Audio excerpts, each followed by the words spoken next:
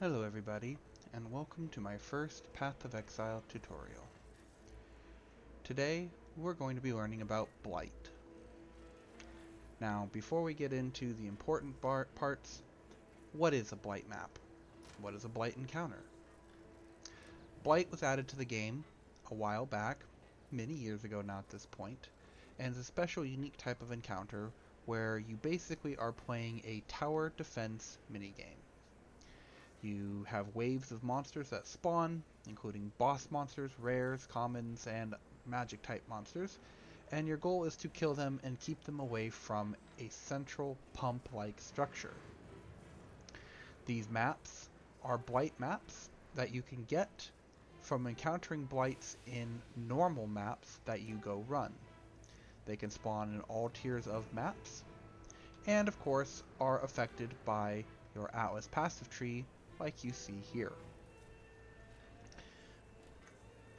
Blight maps themselves drop as a reward from chests in a Blight encounter that has the oils icon, or the Blight icon if you prefer. These maps, just like your normal maps, come in 3 tiers. You have the white tier maps, such as tier 1 through tier 5, yellow, which is 6 through 10, and then red, which is all the way up to tier 16. To date, there are no tier 17 Blight maps. However, there is a special type of Blight map called a Blight Ravaged map. These only drop as a reward from Blight content, and as a general rule of thumb, are a lot more difficult and a lot more rewarding than standard Blights. Now, we will not be going over Blight Ravaged maps in this video. Instead, I am going to go over Anoints, I'm going to go over Blight encounters within a standard map, and lastly, Blight maps themselves. So to start with, how do you run a Blight? What is the simplest way to do a Blight encounter? Well, let's just go into a random map real quick, and I'll show you. I know this is just a tier 1 map, but frankly, it won't matter what tier you do this in.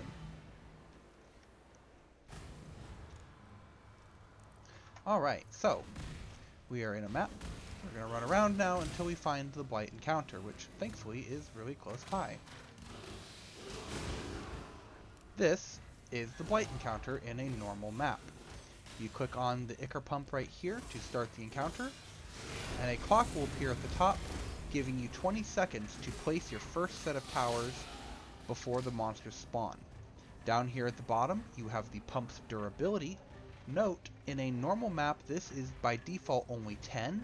However, with the Atlas passives that you can get on your tree, you can increase this number to 20. Above the the pump durability, you have these circles which tell you the number of waves that are going to be coming and where they are coming from. You can also see these on your mini-map like so. Now, as mentioned, the goal is to keep them away from this, which I am actually doing a very bad job of because I am too busy talking. To help you do this and to keep your pump from taking damage, you want to build towers, such as these. Towers come in a variety of effects. We're going to go ahead and build stunning towers here. Oop, we failed this Blight, but that is okay. If they get to the tower and are not stopped by your turrets, then what will happen is you will lose the encounter and get no extra rewards from completing it. However, as you can see here, if you complete enough of the encounter, some of the waves are still going to have their chests active for you. This way, even if you fail an encounter, you can still get some rewards. Now, as I did not intend to fail this encounter, we're going to go ahead and go do another one. This time, we're going to do a little bit of setup before I start talking about it.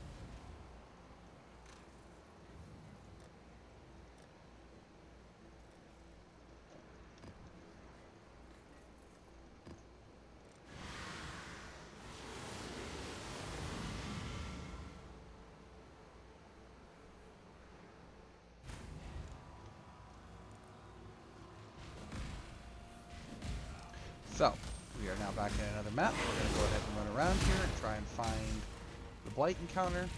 probably should have chose a easier to do map, so it'd be easier to find the blight. But I am not a professional videographer, so we're just gonna go with it here.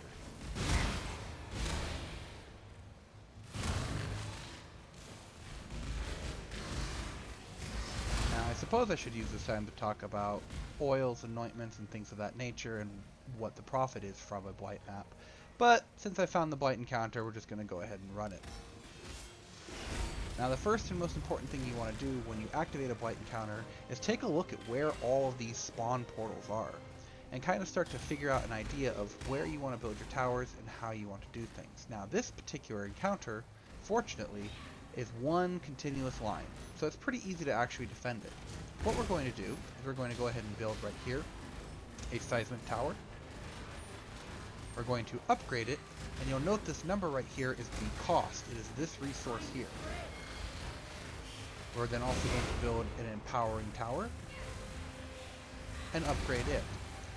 These two towers, when overlapping like this, within this ring, will stun any enemies that come close. So to show that, we're going to go ahead and step back here and let the stun tower do its job. Now you see on the mini-map, as soon as they get within range of this stun tower, they're stopped. Not guaranteed, but almost guaranteed to be stopped. Once they are stopped, they are easy picking for the second tower that we built, which is called the Meteor Tower. This one right here.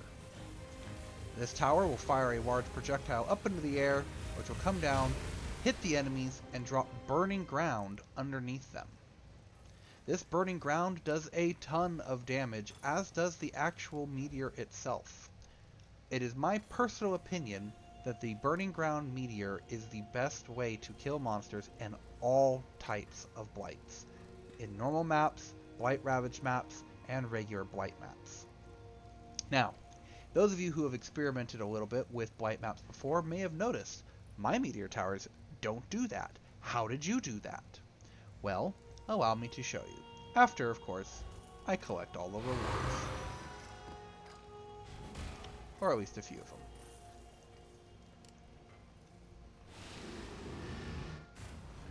Blight brought with it a bunch of unique mechanics.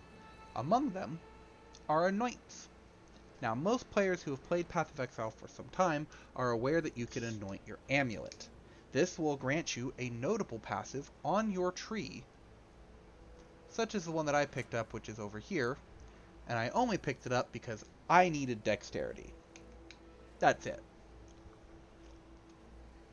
These passives, if you hold down Alt, will reveal what type of oils are needed in order to anoint them to an amulet. In this case, 2 greens and a clear, which at the time that I put together that amulet was all I had for oils. However, you can also anoint your rings. As you see here, this ring has your meteor towers create burning grounds for 3 seconds on hit. This is very, very handy for overlapping damage and continually killing all weak mobs, including, best of all, mobs that are immune to fire towers, and mobs that have the Guardian Shield, that glowing aura around them that prevents projectiles from hitting them unless they're within the aura. Burning Ground ignores all of that. The meteor itself does not. The meteor itself will not damage a monster who is immune to fire damage. However, the Burning Ground will. Now, to get these mods on your ring, what you need to do is you would take the ring, you will either use a Blight Stash tab, or you will go talk to Cassia herself, right here, and you will choose to anoint items. Now, I'm going to use my Stash tab because I have it, but by no means do you need this. This just makes things easy for you. You will take your ring, whatever it happens to be, and you will take a violet oil and an indigo oil. This will give you the Meteor Burning Ground. Now, as I do not need those, because I already have it, we will instead be anointing the more expensive one, and the second anoint that we use, which is your freezing towers, or your freezing towers will stop and freeze an enemy for 0.2 seconds so long as they are being hit by the beam. As you can see, this one requires a silver oil and an opalescent. if this is outside of your budget, there are other combinations that you can use that can be found on the official Path of Exile wiki. That wiki will include ones such as increased effect of your stunning towers, uh, glacial cages will fire twice, things of that nature. So go with whatever suits your budget. However, the absolute strongest one you can get is the Chilling Tower Special to freeze enemies. And I'll show you why that is. But first, we're going to go ahead and resummon my specters because I don't want to lose them. Now, as you can see here, I picked up some blight maps as a reward for completing that encounter. Not very much, but it is something. Let's go ahead and pick a map that is nice and easy to locate, or actually, better yet, we're just going to go ahead and skip and show you the best map to run for Blight. If I can find one. There it is, Toxic Sewer. Now, Blight content, just like other content, does scale with your quantity, your quality, all those things. Mods like this do affect the Blight monsters, so pay very close attention to what mods are on your map if you're doing Blight encounters within maps. Now, Blight encounters within maps do not require you to use scarabs in order to get a lot of rewards. However, Blight scarabs are particularly good and are quite cost efficient. So, we're going to go ahead and look here. I have Chaos. I want Scarab. We're going to type in Blight, and we will see the 4 available Blight Scarabs. Now, GGG recently made a change so that you no longer even need the area contains a Blight encounter Scarab or the map device area contains a Blight encounter. Currently, you can get 100% chance to spawn a Blight in your map just with Atlas passives. Now, if you are doing multiple types of content, it may be wise to drop those points that are used to give you a Blight and instead just put in a Blight Scarab, particularly now that we have unlocked a 6 map device slot. However, for simplicity and cost, I choose not to do this.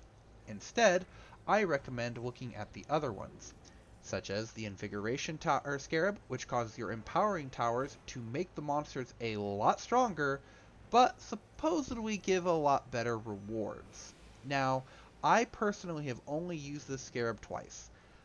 I cannot say that it's that good. I really don't know. I don't have enough of a sample size. It is brand new, so use it at your own risk. However, you have the Blight Scarab of Blooming here, which will cause your Blight encounters to give 3 additional bosses, but they have the cost of having double life. But best of all, any tier 14 Blight map that is found will instead drop as a Blight Ravaged map. These Blight Ravaged maps are huge sources of experience, gold, and loot. I personally will run in maps one of these, at least to get a couple Blight Ravaged maps to then go run, and then when I run out, I will come back and do another one of these. Blight is one of the few types of content that can be very linear in scaling, where you start out doing Blight encounters in your map, then go to doing Blight maps, and then from Blight maps to Blight Ravaged maps, before going back to doing regular maps to get more. Or buying them. But it is very easy, especially now, to self-sustain your Blight Ravaged maps. We'll come back to why that is once we go do the next one. The final Scarab is the new Blightheart Scarab. Blight encounters in area have 1 blighted chest.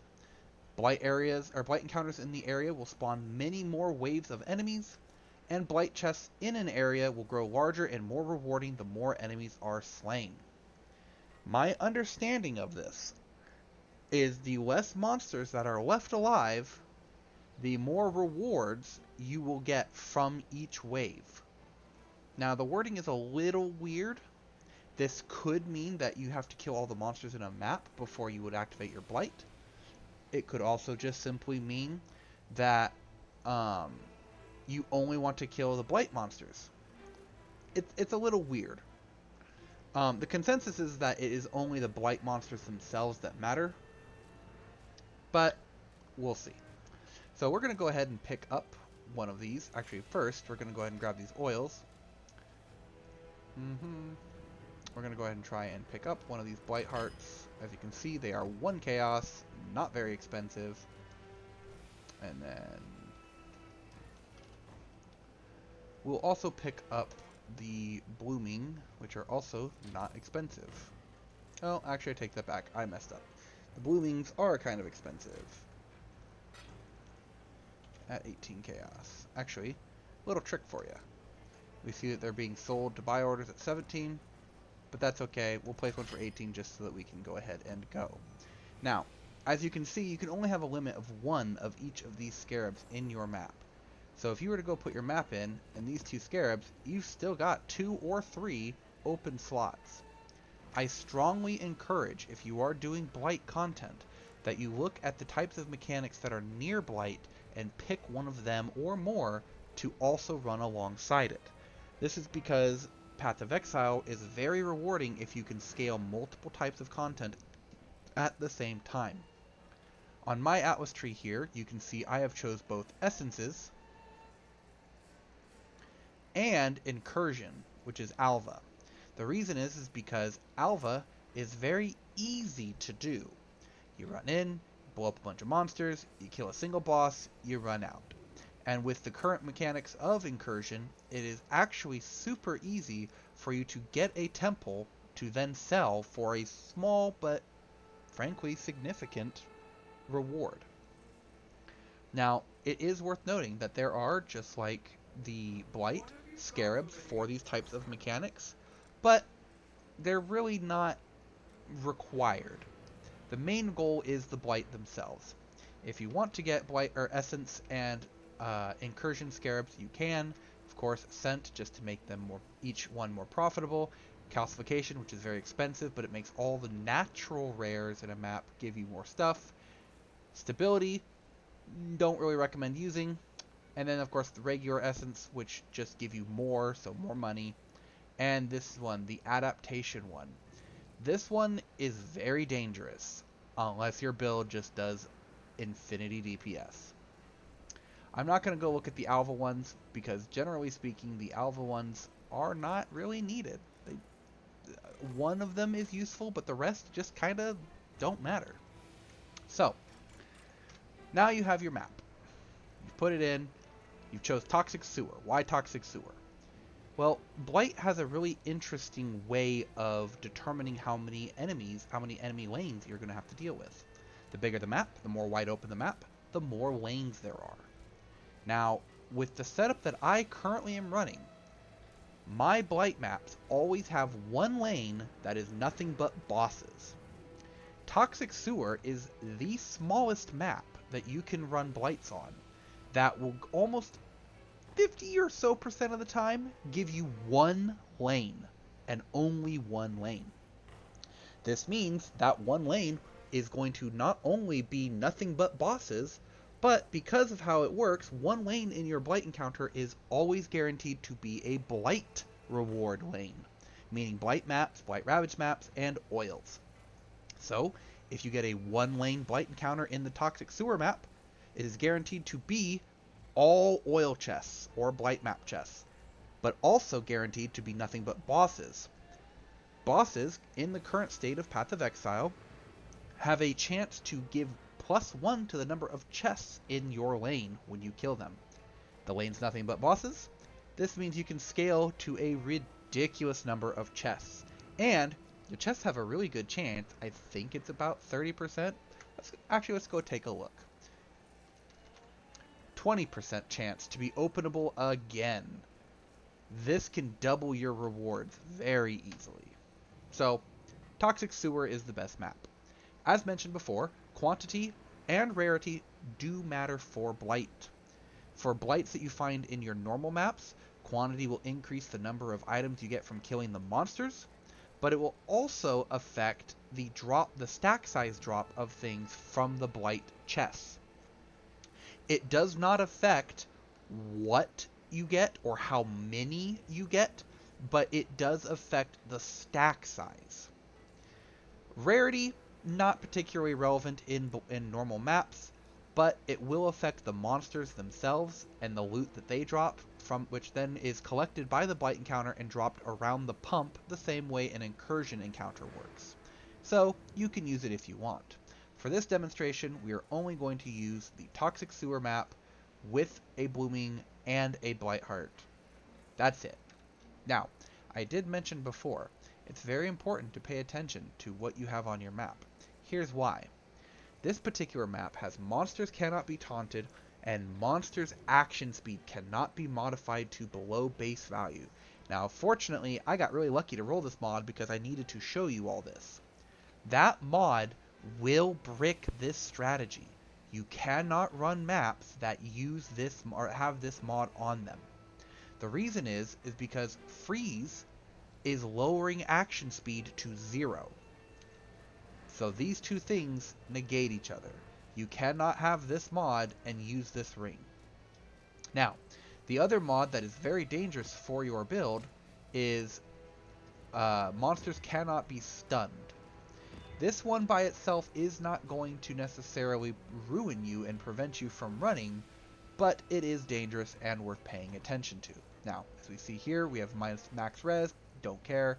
Area of effect, don't care. Projectiles, don't care. Frenzy, don't care. And chain, don't care. So we're going to go ahead and run it. Now, you can choose to put Influence, Eater, or Searing Exarch on your map. The altars do impact the Blight encounter heavily. So keep that in mind. If your build struggles, these may not be the best idea. But if you're a build with a ton of damage, absolutely go for it. Now, we're just going to go ahead and start this up. And I'm going to try and not fail this one. Go ahead and turn on my auras here.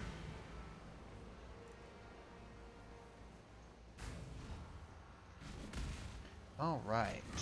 Toxic Sewer map.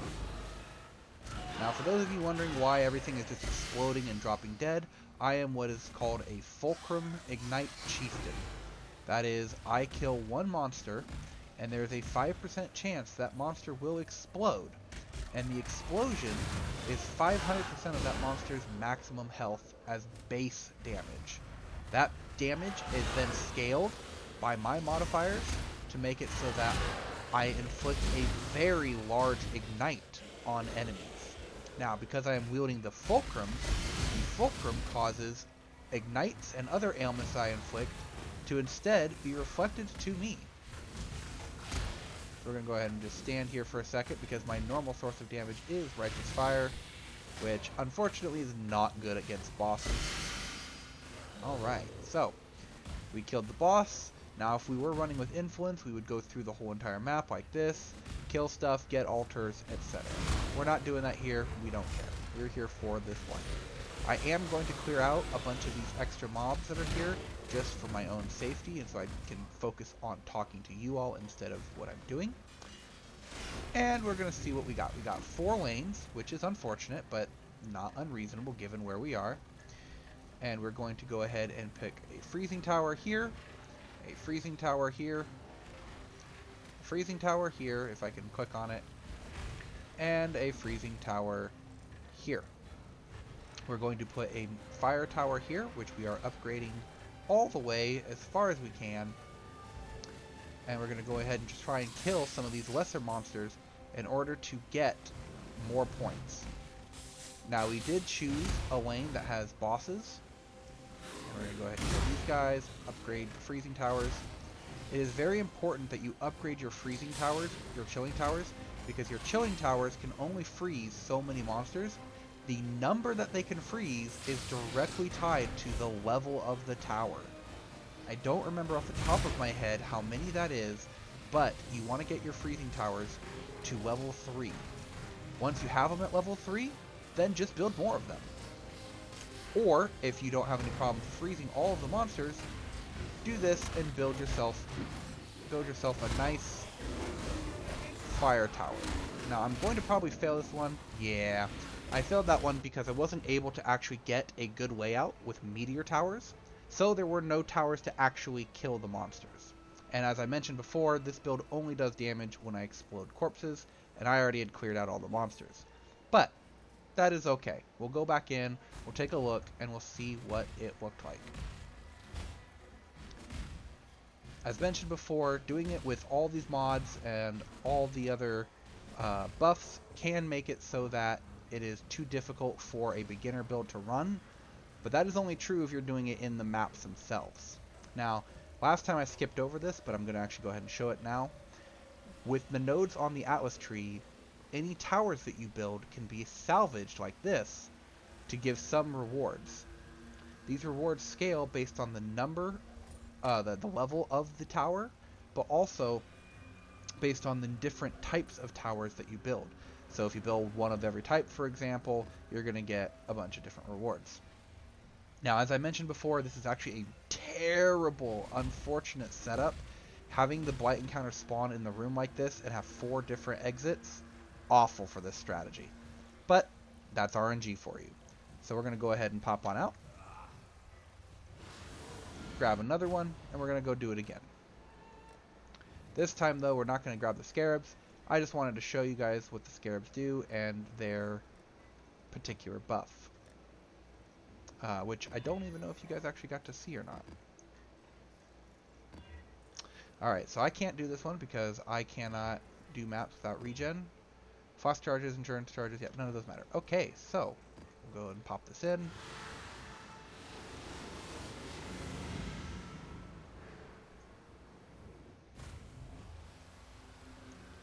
Also would have helped if I had remembered to turn on my my aura, but that's okay.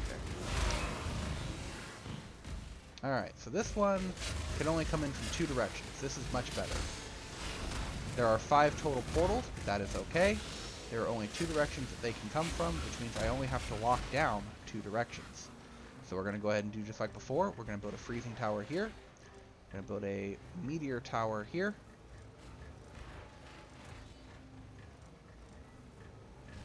And then we're going to come down here, and we're only going to be able to... Oh, actually, we don't even have to deal with the second way yet. So yeah, so we're just going to focus right up here. So, we will... Yeah, well, why not? We'll risk it. My defenses are not very strong at the moment, unfortunately. That is pretty much because my character is only really kind of early league. I have not had the time to invest in my character, like say a Lightning Strike build would, or some other powerful builds. But we'll make the best of it. Also, it is worth noting, if you are newer to this or having troubles, it is absolutely okay to just build T1 freezing towers. Because again, each minion, or each tower freezes a set number of enemies. So if you build 3 T1 towers, it's still going to freeze a lot of the waves. And then, of course, you want to make sure you always have the meteor tower to kill off everything that you can. Now, just like with other Blight encounters, meteor towers do not go through walls like this, but they can go through doorways, open doorways. They'll launch up in the air, and then they'll come down and drop on the enemy. So don't be afraid to go ahead and build up a meteor tower in a doorway, but do pay attention that you don't build it, for instance, like right here, where all it can do is hit what's in this room and whatever's in this doorway, basically. Now, as you saw there, we did manage to successfully complete this Blight encounter, which was kind of whatever. Dropped a bunch of gold, yay. We got some salvage bounty here, which is generally not going to be much, but it is just free money, so you may as well grab it. The Blight chest here dropped a bunch of oils. The rewards scale with the tier of map. However, once you get to a tier 11 map, you don't need to go any higher, as the rewards generally aren't going to be any better in a tier 11 than a tier 16 than a tier 11. They can be. Occasionally you can get some really good stuff, but generally not. Now, as mentioned before, I have no scarabs on this map. It was actually pretty decent layout, again, because they only came one way, so you could funnel them. But it still had 5 spawning towers, which was unfortunate. No 1 tower luck for me. Had I had a 1 tower lane, however, I would have had all of these give Blight chests, Blight oils, Blight map, all that good stuff. Not this time, though. Now, I believe you all have a relatively good idea of how to run these in a normal map. You go in, you build up your towers. You want to set it up so that you have freezing towers, stunning towers, Empowering Towers, and Meteor Towers. But what about Blight maps? The reward from these Blight encounters. How do we run those? What do we do with them? Well, we're going to go ahead and show you real quick. Actually, before I do, there's one more thing that I did forget to mention. When you're doing Blight encounters in your maps and you complete a Blight encounter, I'm trying to remember what it's called. Is it this one? No. No.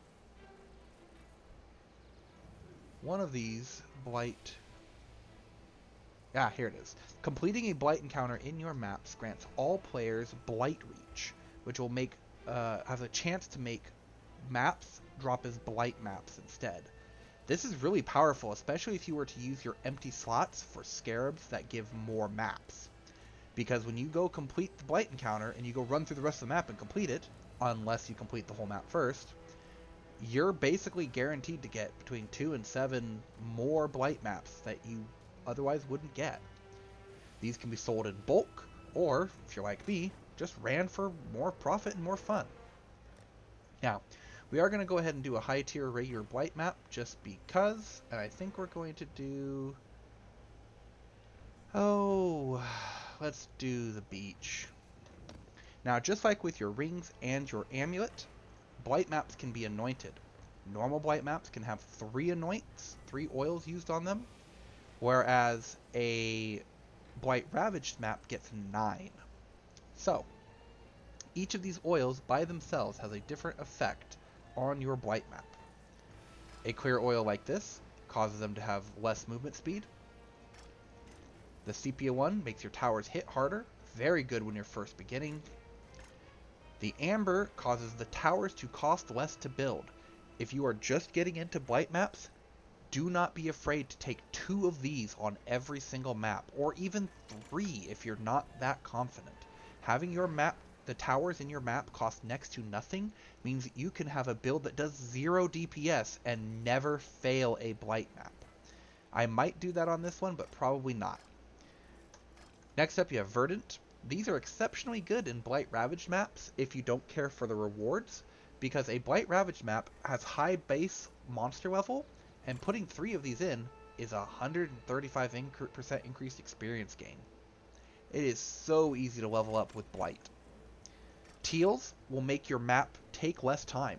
Monsters spawn 90% faster, and the encounter, instead of taking 5 minutes, which is the default time it takes to do a Blight map, will take 2.5 minutes. Very good if you're just looking to go quick and not really care. Azure Oils. This will cause 15 of your chests, if you use 3 of them, to re-roll their values and pick either the original or the re-rolled value if it is more valuable. That chest give you an Exalt, but this one would have given you a Divine. You're getting the Divine. That one's going to give you Chaos. This one's going to give you a Wisdom Scroll. You're getting the Chaos. You get the idea. These are very good for if you want low investment but reasonable return. Indigos can cause your Blight encounters to have 9 additional bosses. Now, it is worth noting that unfortunately, your Atlas tree does not affect Blight maps. It used to, back in the day, have some nodes that affected Blight maps, but unfortunately they reworded things so it says Blight chests in your maps instead of just Blight chests, for instance. Or we have over here Blight bosses in your maps. So because of the in your maps, these no longer affect Blight maps themselves, which is actually really unfortunate. But, oh well. I believe that there are currently no mods that work. Yeah, in your maps. Yeah, they're all in your maps. So your Atlas tree doesn't matter at all for running the actual Blight maps themselves. Or, let me rephrase that. I'm sorry. The Blight nodes on the Atlas tree do not matter. There is a lot of debate on whether or not the item quantity and rarity ones work. Personally, because they say in your maps, I am of the opinion they do not work. I am not, however, certain on the hat, on the increased effect of explicit modifiers. This used to work, and worked for many, many leagues. I have not tested and confirmed if it still works for this league, However, it used to be that you could pick up explicit node, explicit node, explicit node, so on and so forth, and get a Blight Ravaged map to a ludicrous amount of increased item quantity and rewards. Now, why would you want to do that? I don't have a silver oil to show you. Actually, I technically do. We'll just go ahead and do one of these real quick. When you put a silver oil on your map, it grants an 80% increased quantity of items found in this area. This means that monsters will drop 80% more items towards the loot explosion at the end, but more importantly, Blight maps and Blight Ravaged maps have this second line here that says, maps item quantity modifiers affect Blight chest count at 25% value. Blight Ravaged maps, it is even higher of a percent. I think it's 50%. So if I had 3 silver oils on this Blighted beach map, and I chiseled it like this, right? I put that on, and this would have 260% quantity. That would mean that the number of Blight chests would go up in each lane by whatever percentage. So I have 260% to start. So we will cut that in a quarter, right? And so you'll have 65% increased quantity of chests. That would mean that if a lane had 2 chests, now it's got 3 chests. 4 chests, probably got 6 chests. 10 chests, got 16 chests, and so on. Silver oils, however, are extremely expensive, so this is something that you will only do on your Blight Ravaged maps, and when you have a build that can keep you alive long enough to let your towers carry you. Now, back to the other oils. Violet oils here can cause your chest to have one extra reward chest. Unfortunately, these are kind of awful. Like actually just awful.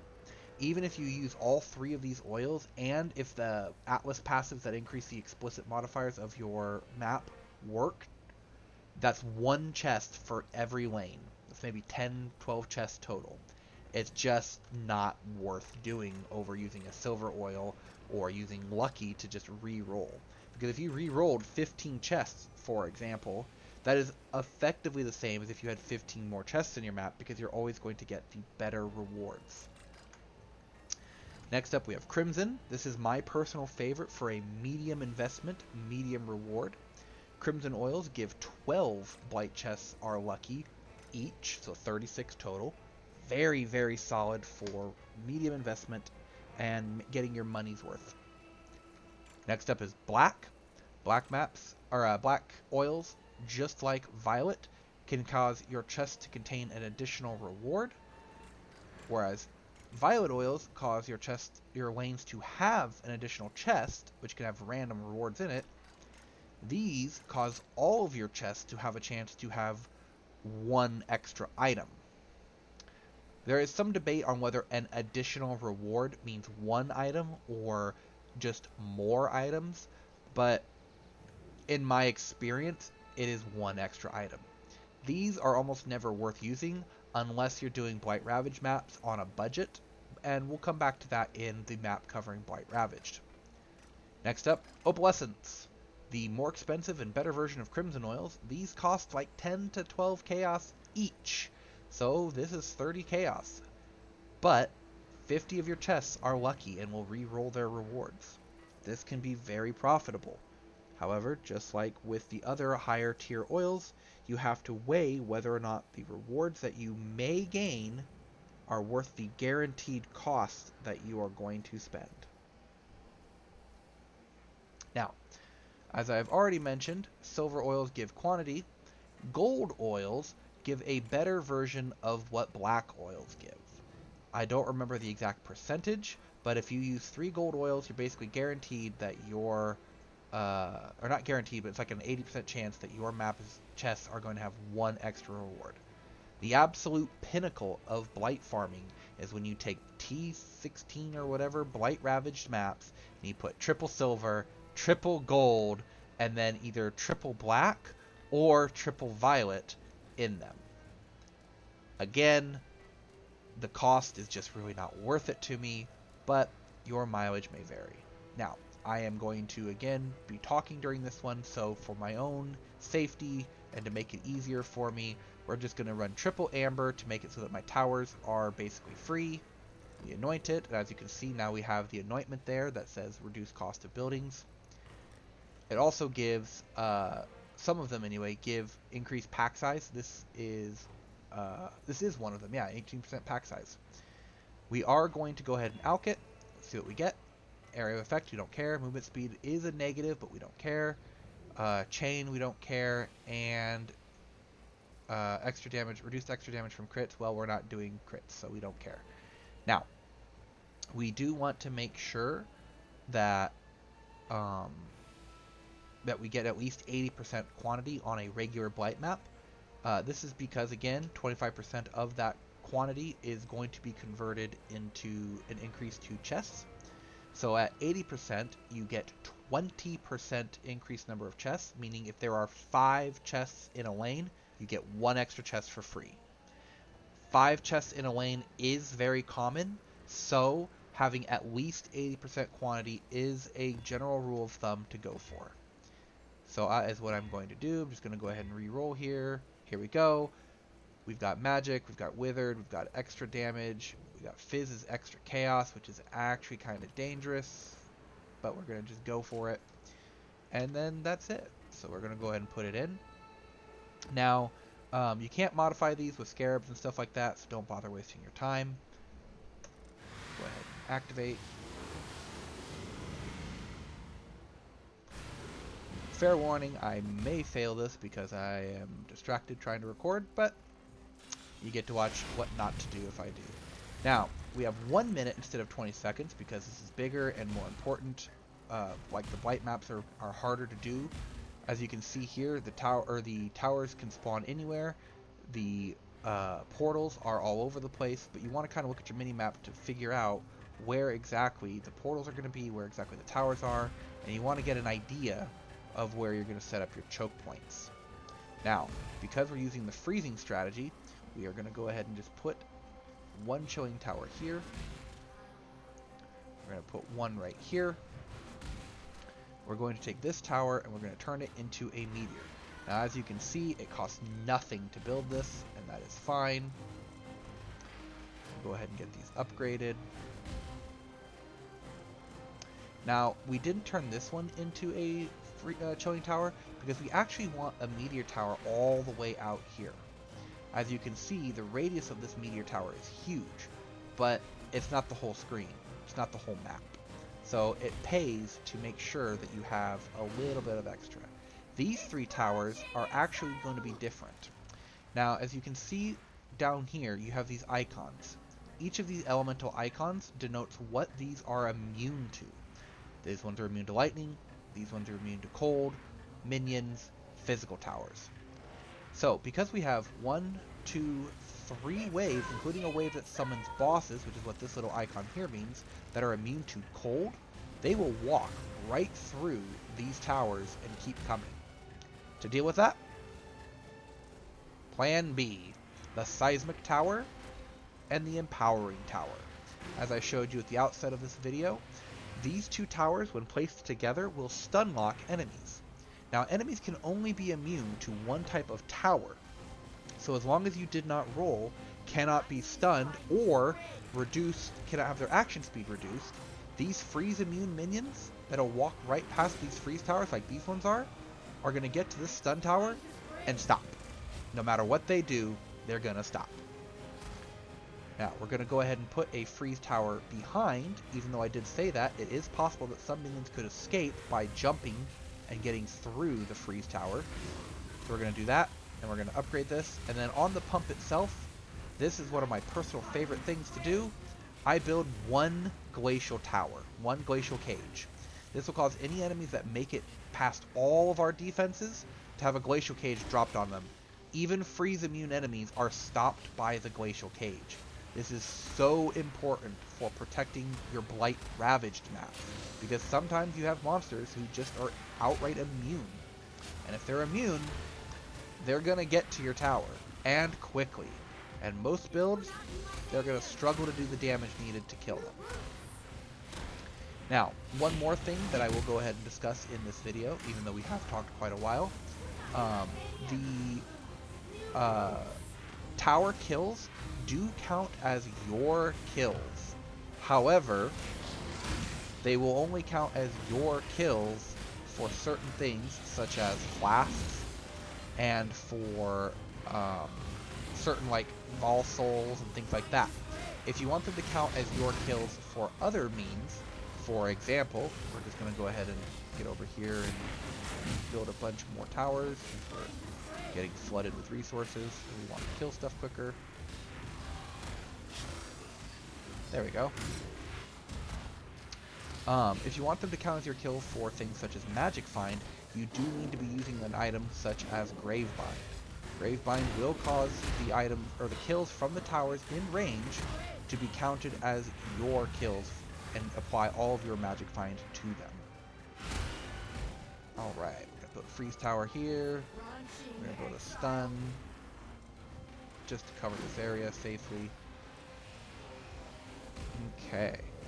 Now, one thing I did fail to mention earlier in the video, so I'll go ahead and cover it now. The towers have a radius to them. This radius is about 2 screen lengths, so as you can see, I can see these monsters here, but I can't see the ones that are back here. This means if there was a tower over here that was doing something like freezing enemies or firing burning ground meteors or whatever, those towers will deactivate. This is also true this is not true if you are dead and out of the map. If you are dead and out of your Blight map, everything acts as though it is frozen in time. This can be a godsend if you should have any kind of stuff happen, bad stuff. Now, as you can see here, these monsters did make it through and are now on top of my pump, but the meteor tower's burning ground is making very short work of them. Do a little exploding here. I'm going to just try and kill off some of this stuff with my Detonate Dead, just to make it a little bit more manageable. I think this area is pretty decent. Go ahead and build just a couple more towers. Alright, now, the timer up here is counting down. It's almost done. When it is done, no new monsters will spawn. It will be the end of the encounter, and you just have to clean up what is left. But, as you can see, some of these chests have already, or lanes have already started to turn into chests. We're just going to go ahead and run through and clean up the rest of the map real quick, and then we'll go over the loot that we got. I can see we got a few decent rewards already.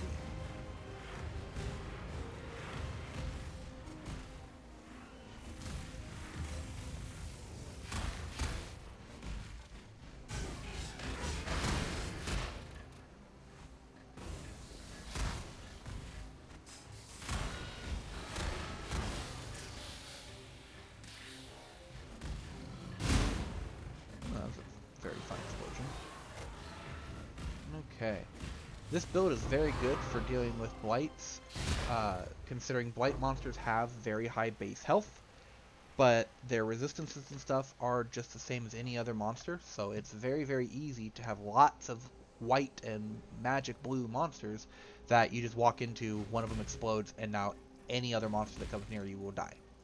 Now, we're going to go ahead and look at the reward bar before we open anything. We have 6 chests here. Here, here, here, and 7 here. This tells me that this 1, 2, 3, 4, 5 lanes each gained 1 extra chest because of the quantity that we had on our map, as you can see here. Now, as I mentioned before, I don't know with certainty, I do not remember if the Atlas explicit modifiers are working or not. I will test that and post it in either the top comment of this video, or I will put it in the description. Now, I do have 10% increased effect of explicit modifiers on my map, and when we look here, we see that the build cost is only 75%, so that didn't get affected because it was an implicit. The 35% of physical as extra chaos, that doesn't look like it got affected, unless it was originally 32. but I'm pretty sure it's not, because I'm pretty sure it's 35 of Fizz's extra chaos. I do not know about the quantity, so I will go ahead and look at that, and then we will take a look, or we will put it in the comments. So, reward types. These ones will reward you with common basic currencies, but also with jewels. Very easy way to get a bunch of high item level abyss jewels is by doing blight. You do one blight map, you sometimes get 10-20 jewels. Good for if you're a crafter, or if you just want to do some fun stuff with blight jewels. These chests that I'm opening right now are just random jewelry. Sometimes they will give fractured items, sometimes they will give synthesis items. It's always worth it to open them and check. These armor ones, just like with the other ones, will give armor. They have a chance of giving you fractured items, such as this. And they can also give you synthesis items and unique items. The currency one, like the one I just opened, is always a bunch of random currency. Now my loot filter does hide a lot of things, as you can see, mostly just basic currencies. This one is Harbinger. I have gotten fracturing shards from these before. I have never gotten a mirroring shard from these before, but I have heard that you can. And of course you can always get ancient orbs if they are worth anything. More currency ones. It is worth noting that the higher the tier of the blight map you do, the better average rewards you're going to get from these chests, as well as the higher level on these maps that you get. Again, I know my filter hides certain things, and at this point in the league it probably shouldn't, but I'm lazy.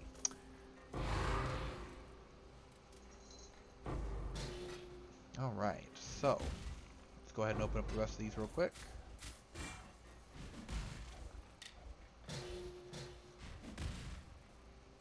And here we are. Now, just like with blights in your maps, you're always guaranteed at least one lane of a blight reward. This one unfortunately only had a single one, and it was only 3, and these are what we got out of it. We got 1 opalescent oil, which is worth, again, 10 to 18 chaos, depending on buy orders and bulk and things like that. The pump here, as you can see, dropped a lot of stuff. Now, most of this stuff is not worth picking up, especially later in the league, which is where my filter is set up for.